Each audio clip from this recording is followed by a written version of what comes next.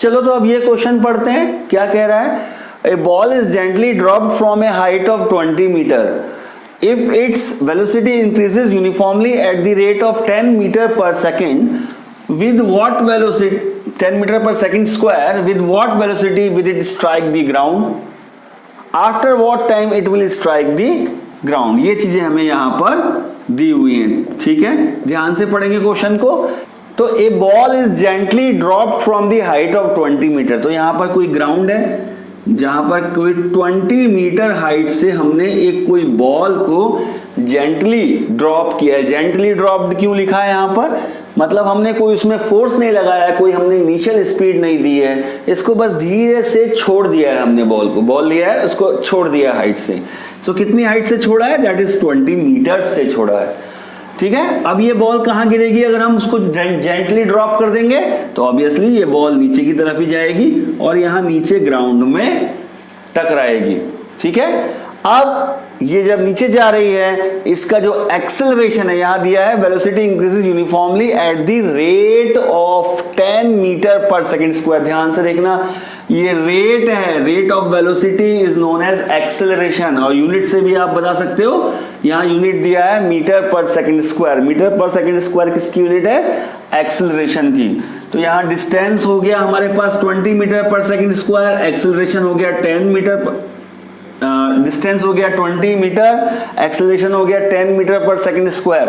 तो क्या क्या चीज दिया है उसको यहां समझ लेंगे। बॉल इज जेंटली ड्रॉप्ड, तो भैया जेंटली ड्रॉप्ड किया तो इनिशियल वेलोसिटी जिसको हम u से लिखते हैं वो हो गई 0। हमने कोई वेलोसिटी नहीं दी है, बस जेंटली उस बॉल को छोड़ दिया है ना। फ्रॉम दी हाइट ऑफ, तो h is equal to 20 metres, ठीक है, हाइट ऑफ 20 मीटर्स।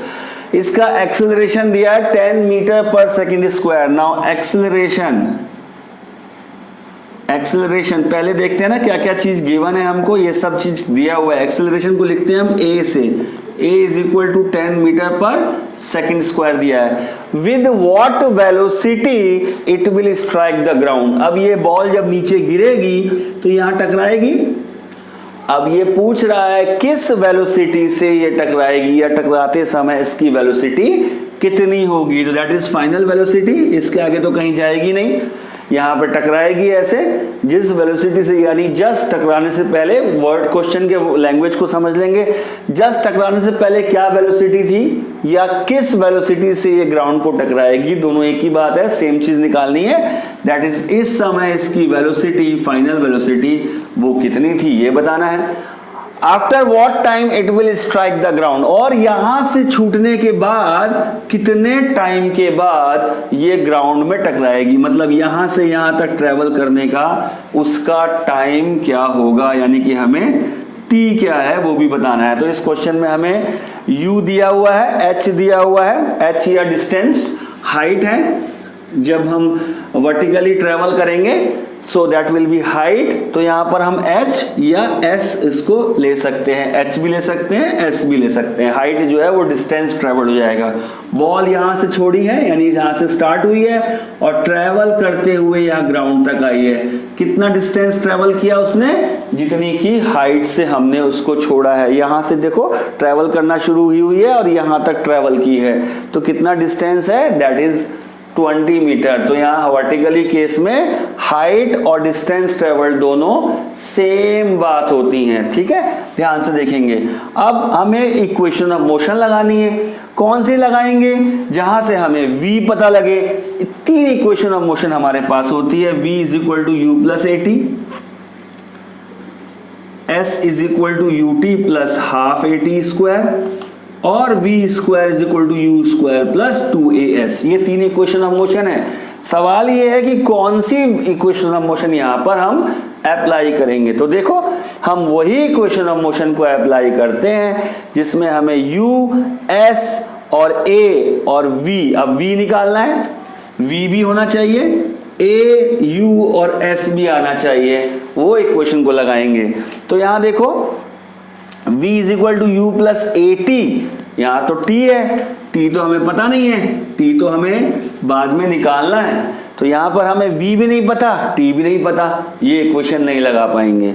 यहां देखो s, S हमें दिया हुआ है, U हमें दिया है, T हमें पता नहीं है, हाफ AT स्क्वायर। ओ, इस इक्वेशन ऑफ मोशन से हम टाइम तो निकाल सकते हैं, टाइम निकाल सकते हैं, पर फिलहाल पहले हमें वेलोसिटी निकालना है। तो v कहाँ है, तो v यहाँ पर आ रहा है, इसमें तो v है ही नहीं, तो v पता ही नहीं चलेगा, तो ये इक्वेशन ऑफ मोशन नहीं लग पाएगी, ये इक्वेशन ऑफ मोशन नहीं लग पाएगी। इसको देखते हैं, v u a s, क्या ये चारों का कॉम्बिनेशन बनता है, v u a s, बिल्कुल ये बन रहा है।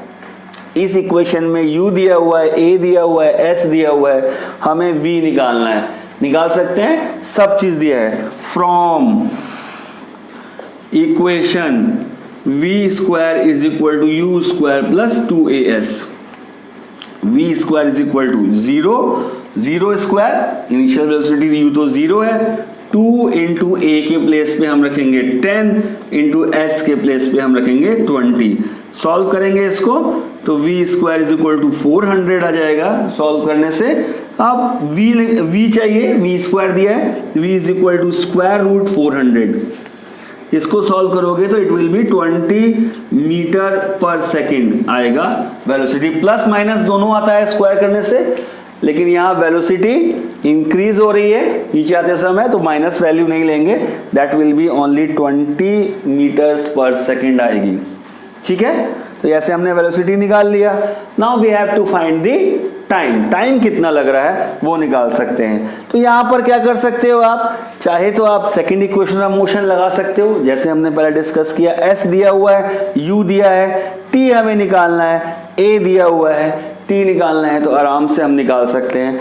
और अदरवाइज ये जो v निकला है इसको यहाँ पर भी पुट कर सकते हो, v दिया हुआ है, u दिया हुआ है, a दिया हुआ है, t निकालना है। आप इस v को यूज करके फर्स्ट इक्वेशन से भी फाइंड कर सकते हो, तो आइदर इक्वेशन 1 यूज कर सकते हैं और ये इक्वेशन 2 भी यूज करते हैं। चलो देखते हैं कौन सा इक्वेशन सेकंड इक्वेशन से यूज करके देख लेते हैं। From equation s is equal to ut plus half at square, चलो ये इक्वेशन देख लेते हैं। तो क्या हो जाएगा, s is equal to 0 into t तो हमें बताना है, इनिशियल वेलोसिटी 0 है, प्लस हाफ इंटू a के प्लेस पे 10 आ जाएगा, t स्क्वायर हमें बताना है। ठीक है, s दिया हुआ है हमको, s के प्लेस में हम क्या लिख लेंगे, 20 लिख लेंगे, 20 मीटर्स हमें दिया हुआ है, दैट इज 20। अब ये 0 इंटू टी तो 0 ही हो जाएगा, plus half into 10 into T square, यहाँ सॉल्व करोगे तो 5 मिल जाएगा आपको, यहाँ 5 लिख सकते हो आप, 5t स्क्वायर। ठीक है, अब 0 में कुछ भी ऐड करेंगे तो कोई मतलब नहीं, that is 20 is equal to 5t square, t square is equal to 20 by 5, इसको कैंसिल आउट करेंगे तो 4 आ जाएगा, that means t square is equal to 4 and t is equal to root 4। Plus minus 2 आता है, but time can never be negative, time तो हमेशा positive ही होगा, इसलिए हम यहाँ वैल्यू लेंगे ओनली पॉजिटिव 2 सेकेंड्स। तो यानी 20 मीटर से अगर हम बॉल को ड्रॉप करेंगे तो वो सिर्फ और सिर्फ 2 सेकेंड्स में नीचे आ जाएगी।